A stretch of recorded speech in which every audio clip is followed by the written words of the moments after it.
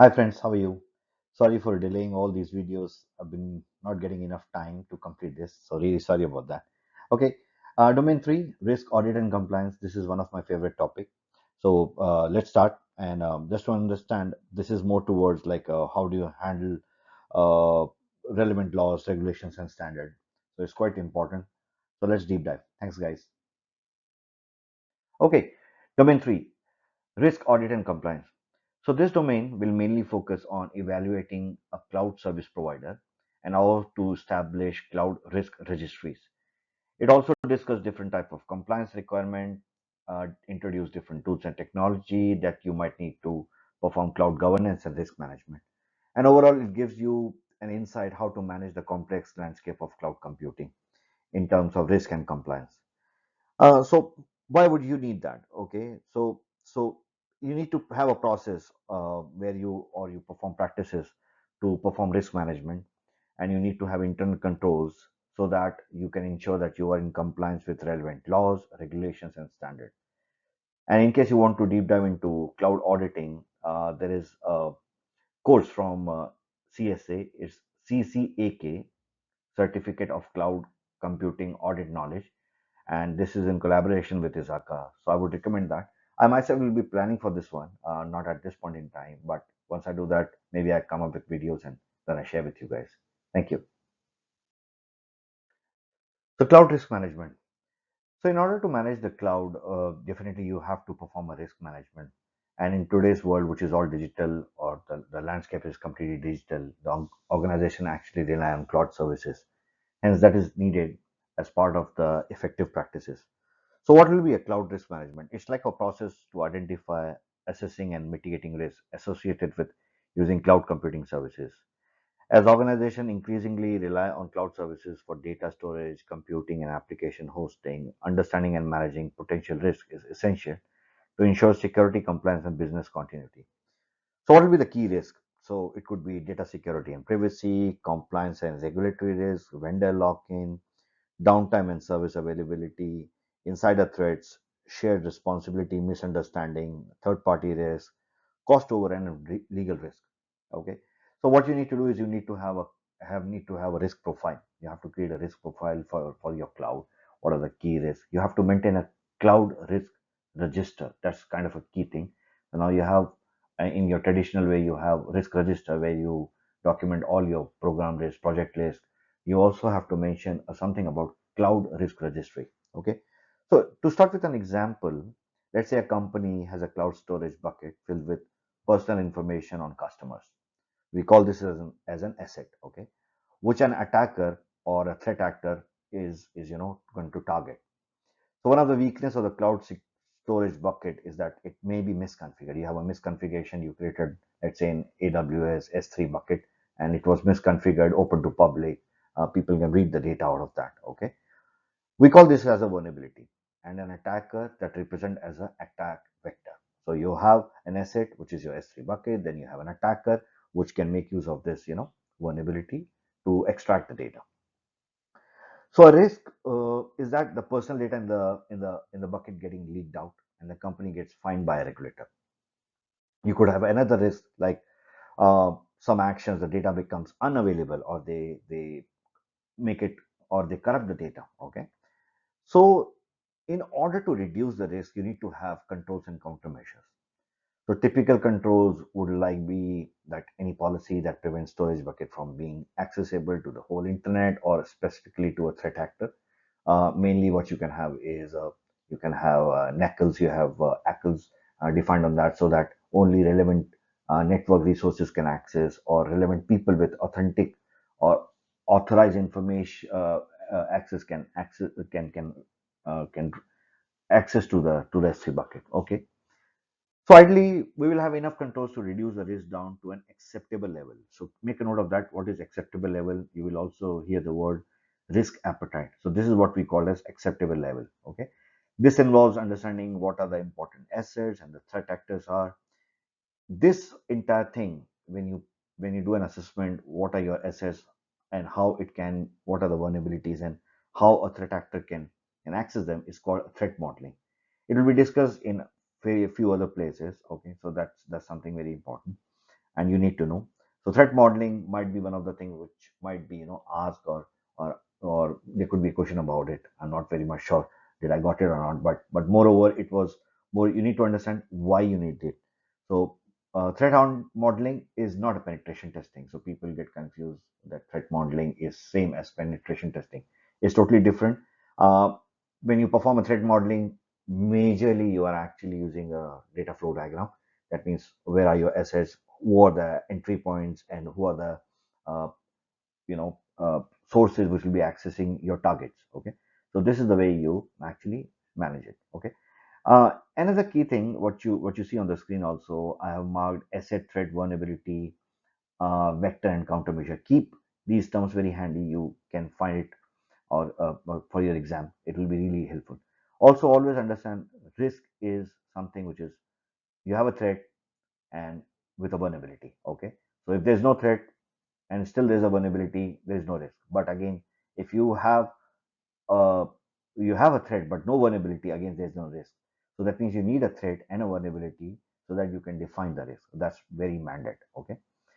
uh, CSA also provided a research report, which is called pandemic 11, and these are the top categories, like you have insufficient identity, insecure interfaces or APIs, misconfiguration, inadequate change control, and lack of security architecture, insecure software development, unsecure third party resources. That means maybe you have outsourced your cloud management to an MSP. Um, so they could be breached, and then it can actually uh, counter, or it actually can get uh, your own organization into wrong hands. Okay, so then system vulnerabilities, which are very common, then you have to patch it. Accidental data disclosure. Sometimes you are doing a AWS S3 configuration, and by mistake, you actually open it up, or maybe you have sent it through an email, or some other ways. Okay. Again, APT. If you have an opportunity, read about it. APT is more of a threat vector which comes national state sponsored. That means you have a proper funding for this one. Okay, so all in all, actually it's about data which needs to be accessed. So all these things, uh, give it a give it something, make a note of this pandemic 11, really helpful. Okay, then also there are a couple of frameworks which you can refer to, like the MITRE, which is kind of a very comprehensive. It gives you what are the tactics and techniques used by the threat actors. So this slide, the key takeaways will be asset threat vulnerability, attack vectors, and controls and countermeasures. Okay, thank you. Okay, so risk management involves a structured approach to identifying, assessing, and addressing risk associated with cloud computing. The risk management and methodologies used in cloud computing are not different from the ones adopted in the on-premise world and in other technologies. What does change are some specific actions during the identification of the scope and environment and the risk evaluation and treatment process. You still have risk assessment, which is like identifying, analyzing relevant risks to understand their potential impact on the organization. This involving each risk to determine the likelihood of occurrence and the severity of its consequences. Then you have risk treatment. After assessing a risk, you develop and approve an action plan to mitigate, transfer, avoid, or accept each risk. Implement those action plans and identify any residual risks that remain. Interface, or what you see on the screen, to other operational and product processes. Risk management should not be silo. You have to go along with the operation or within the organization. So the interface could be a business process, that the risk considerations are embedded throughout the organization, operations, and product cycle. Okay. Lastly, you also need to have monitoring and review. That means you have to plan, um, you have to perform a continuous monitoring, risk management plan, event, quality of risk management activities. Regular reviews ensure the risk management process remain effective and adapt to changes in the business environment. So, all in all, if you talk about risk management strategies, the key thing is identification and assessment. So conduct a risk assessment before adopting any cloud services. Also, use a tool like threat modeling and risk scoring systems. You need to have strong security controls. You have to encrypt the data at rest, at transit. You need to have multi-factor authentication, regular update and patching systems. What are the shared responsibilities? Identify what is a responsibility of your organization as a customer. What is for the cloud service provider? There has to be a clear role about data protection, access management, information security, and infrastructure security. Okay. Also, we always have to have reputable cloud providers, those who have a backing, because it's kind of something you are putting all your organization data or IT infrastructure into cloud. So you need to make sure that you have a big players in market, which you can they have a backup. Um, Also, monitor and audit cloud environment. Definitely see what are the different vulnerabilities or detected, or any anonymous activities being done. Definitely perform regular security audits and penetration testing. In terms of cloud, it might be difficult, not so straightforward that you can just go for a penetration testing. But yes, now most of the cloud providers have given a list of devices or services that can be audited, or the penetration testing can be performed, but not all the services. The key thing as an organization that you need to have an incident response plan. So prepare one for cloud specific services. That means within a cloud, if you have a data breach or you have a service outage, how are you going to manage that? Roles, what would be the roles? Individual, you have an incident manager, you have a security analyst, you have senior management who's approving your changes, an operations guide, operations lead, security lead. There are words called TSO, technical information security officer. You can also have siros, which are like security information officers.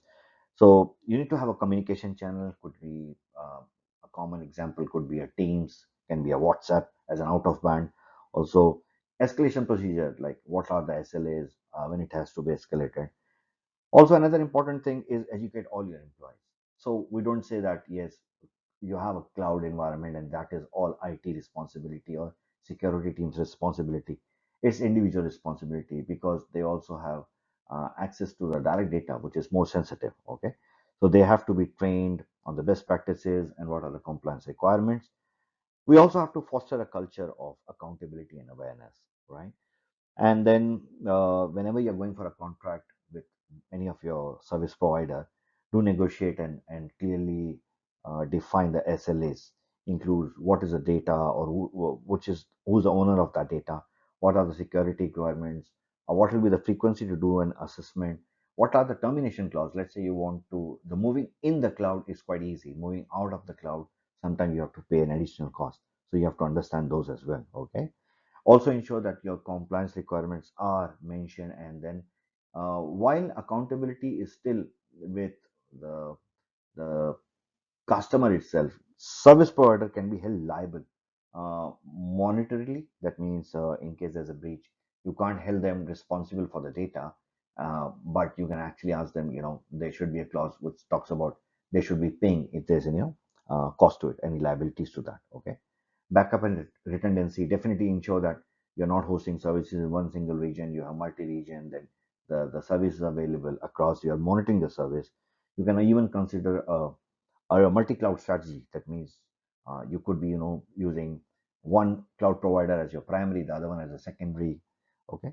Continuous improvement, keep analyzing how the things are, what are being done, how you can improve the environment.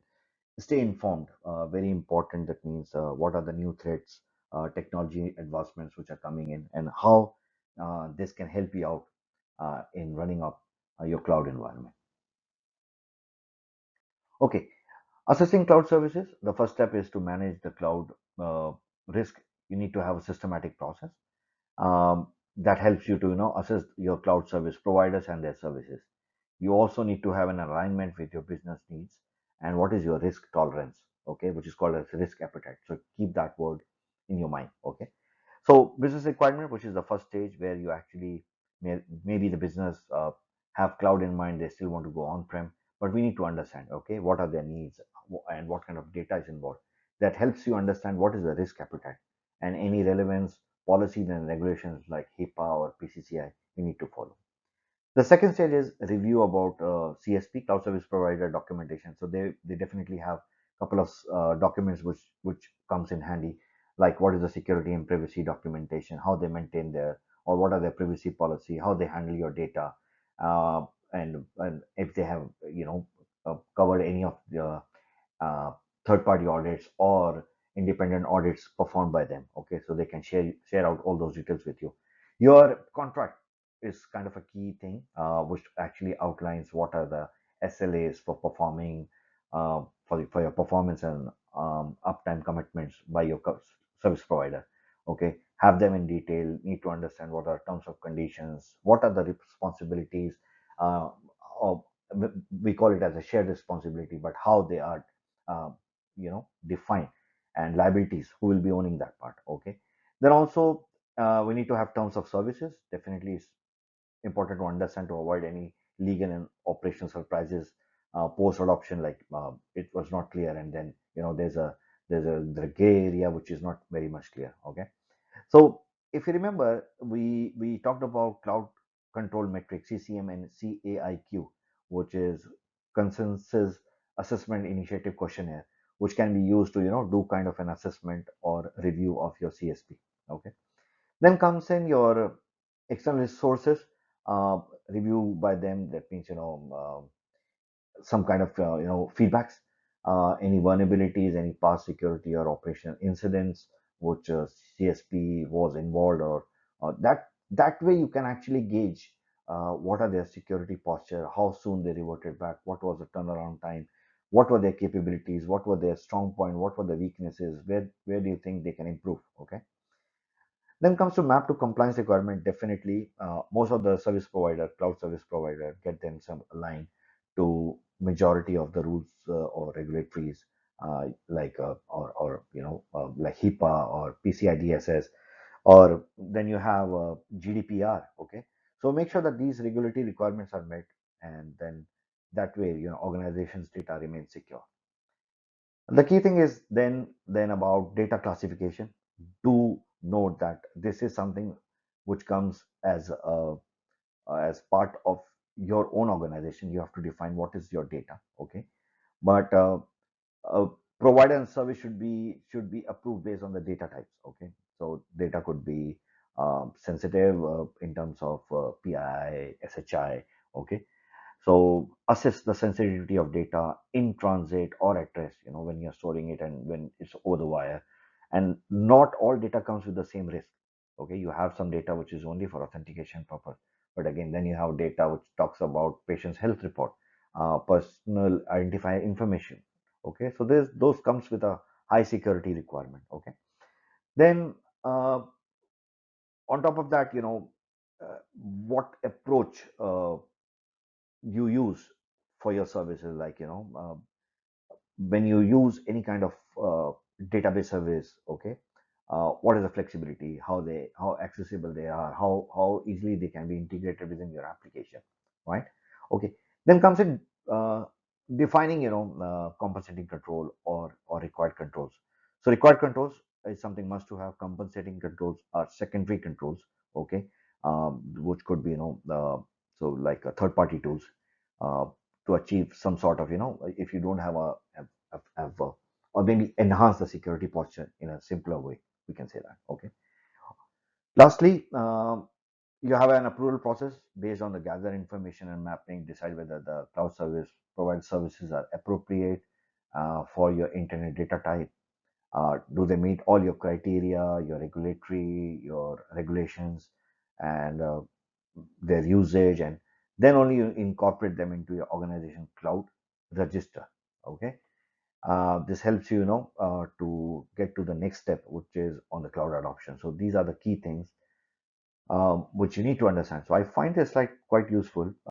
Okay, cloud register, very important, very key term. Please take note of that. Okay, so cloud register is a central repository of approved cloud services and what kind of data they are approved to handle at a given level of risk.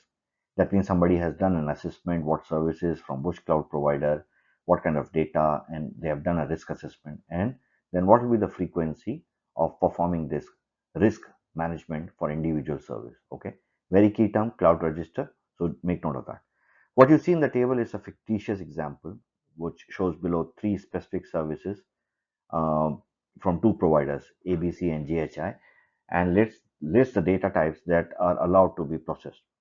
Based on that, the risk is assigned, the required review frequency, and then it allows the terms to accelerate risk assessment. Okay, so this is kind of a thing which I've also learned myself. I have never heard of this term, but really useful for me. So please make note of that. Okay, so compliance and audit are essential components of an organization's governance, risk management, and control framework. They are distinct functions. They often work closely to ensure that an organization operates within legal, regulatory, and internal policy requirements. So compliance, if you have to understand, is more focused on ensuring that organization adheres to external laws, regulations, and internal standards of policy. It is a proactive in nature, aiming to prevent violation and reduce the risk of non-compliance. In terms of key elements, you have to have a regulatory adherence, let's say GDPR, HIPAA, and internal policies will be developing and enforcing, aligning with your external requirement. Training and awareness, definitely you need to have a process in place where you educate your employees on compliance obligation and ethical behavior. Monitoring and reporting, like tracking compliance activities and reporting on potential risks or violations. Risk management is also part of key element of where you identify and mitigate compliance risk. When we move to audit, audit is an independent, objective evaluation of an organization's process, controls, and compliance status. It is retrospective, assessing whether policies and regulation have been followed. There are different kind of audits, mainly four kinds. Internal audit, which is conducted by an organization's audit team to evaluate internal controls, risk management, and governance. You have external audits, which is performed by independent third parties, typically for financial statements or regulatory purpose.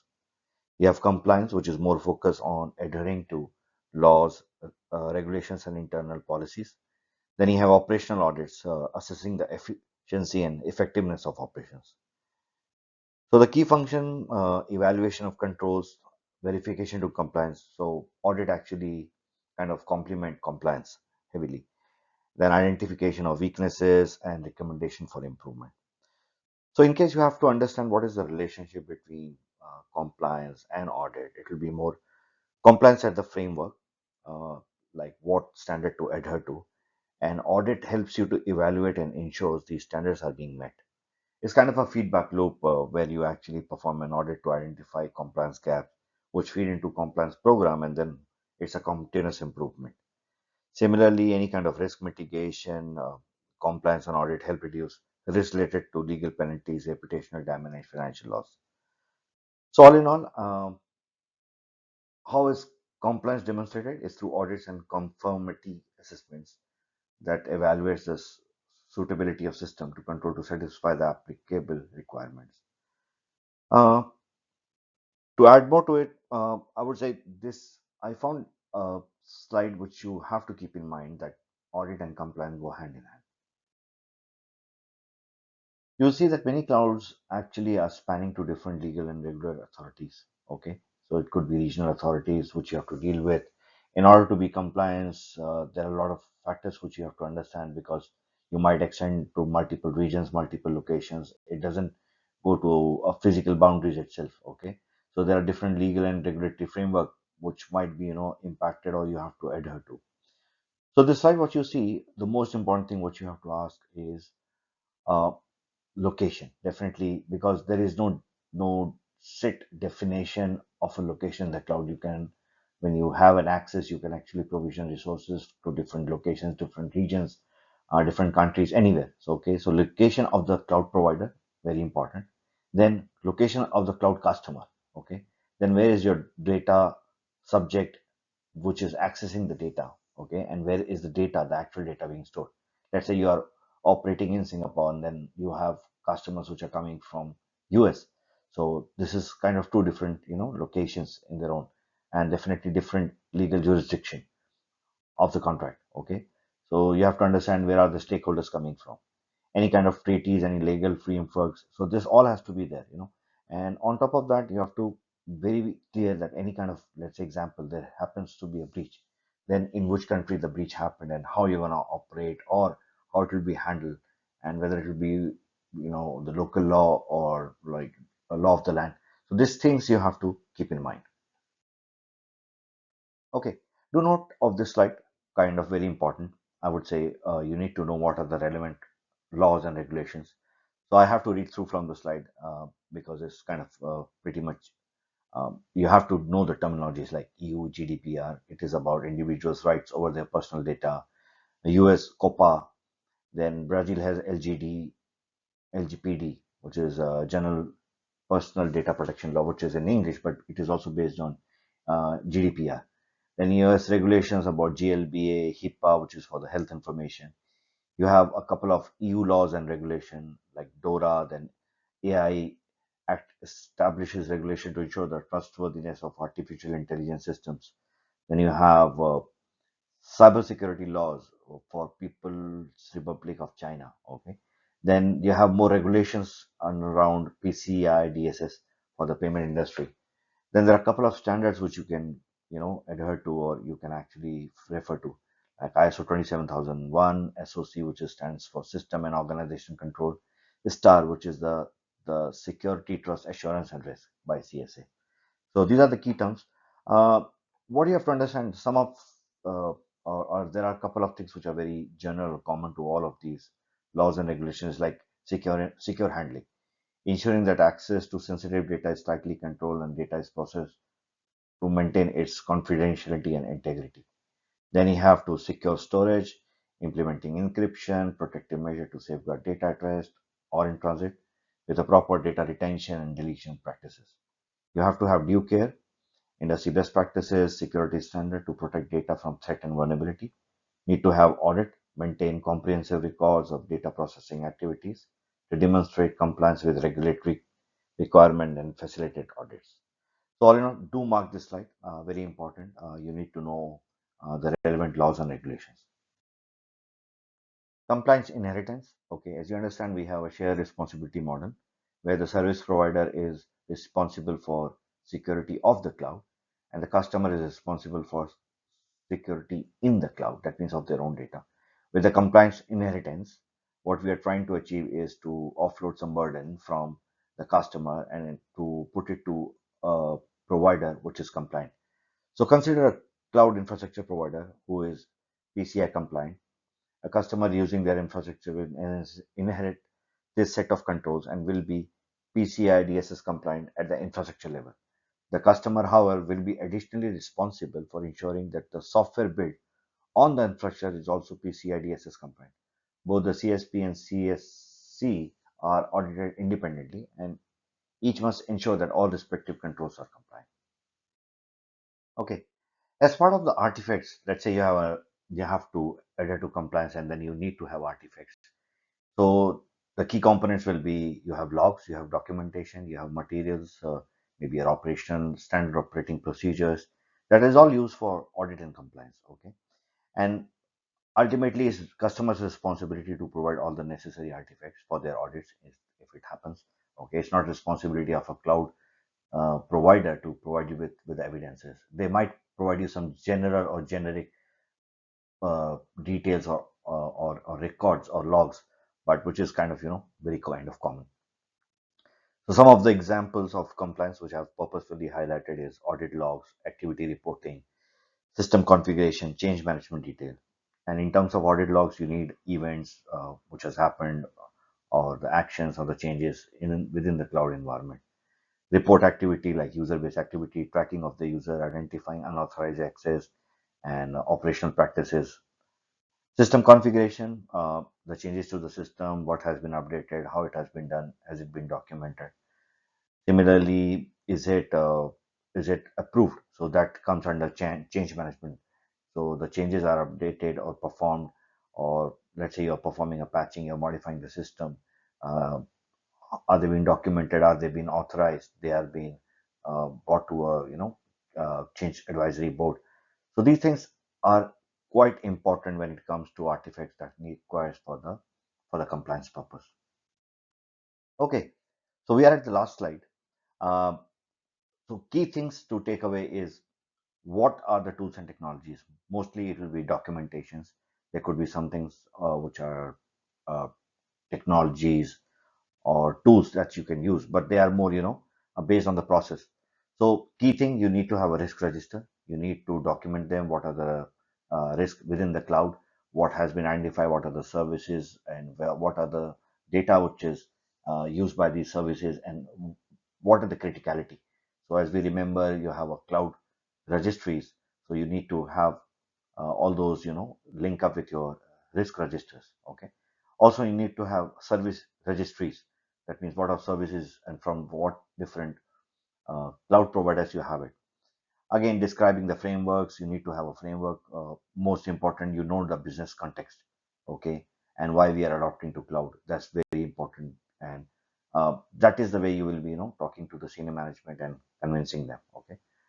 Tools can be used more to, streamline collecting the data, artifacts, storing them for a long purpose, sharing it, articulating it, because there could be configuration, there could be, the data about source code. So all these need to be, captured within the technology itself. So there has been many tools we have described throughout the study guide. So the key one I have listed down here is like a security responsibility model, uh, the responsibility sharing between the service provider and the customer, the contracts talking about SLAs, about your performance metrics and all. Then risk register, what kind of risk you have in your environment, where are you documenting it, what is the frequency of reviewing it, okay. Then what are the policies under the cloud provider? So those like compliance, inheritance we discussed recently. So those will be, cascaded down to the customer itself. Okay. And automation, definitely cloud is a platform where you automate a lot of things, and with a web browser, so you can manage your environment. So all this you need it as part of the, tools and technology, which you have to document and maintain. Okay, I want to thank you again. So like and subscribe the channel, and I will be adding more videos soon. Thanks a lot.